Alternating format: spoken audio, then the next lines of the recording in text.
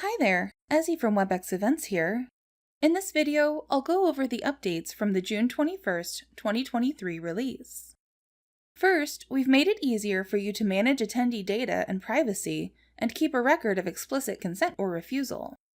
Our new registration checkout form custom consent question type helps establish a dynamic of respect and trust, protects consumer privacy, and maintains compliance with global privacy regulations. There is also a new privacy report to go along with it. Also with this release, we're giving you the option to restrict registration to one ticket per order, or to let registrants purchase multiple tickets in one order. Let's get started.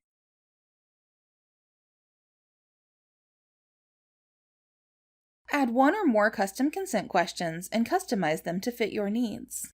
This is great when you need to ask questions like, would you like to receive information about future events? Or, do you consent to us sharing your data with a third party for marketing purposes?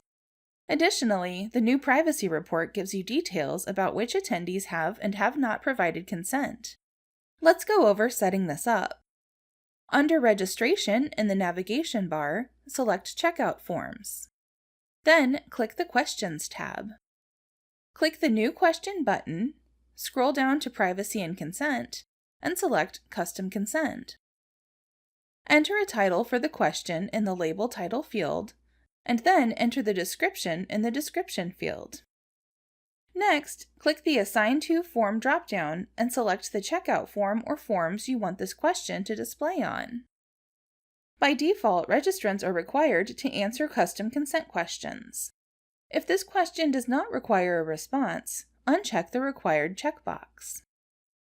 Next, enter the text for the option attendees click to agree to the consent question.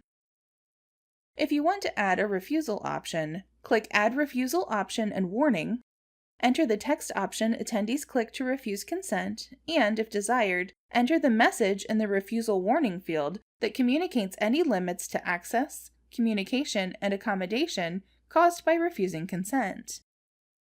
Finally, decide whether attendees who didn't register themselves for the event will automatically agree or reject the question by clicking either Agree by default or Refuse by default.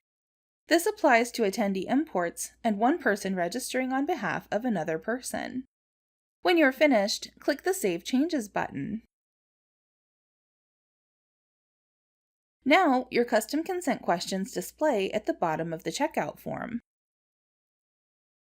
The privacy report has all the data you need to easily find out which registrants provided consent or refusal to consent questions. Under Registration in the navigation bar, select Metrics. Click Export Report and select Privacy Report. The report includes attendee ID, first and last name, email address, label title, description, agreement and refusal text, whether the question was optional or required, the attendee's response, and the date and time of the response.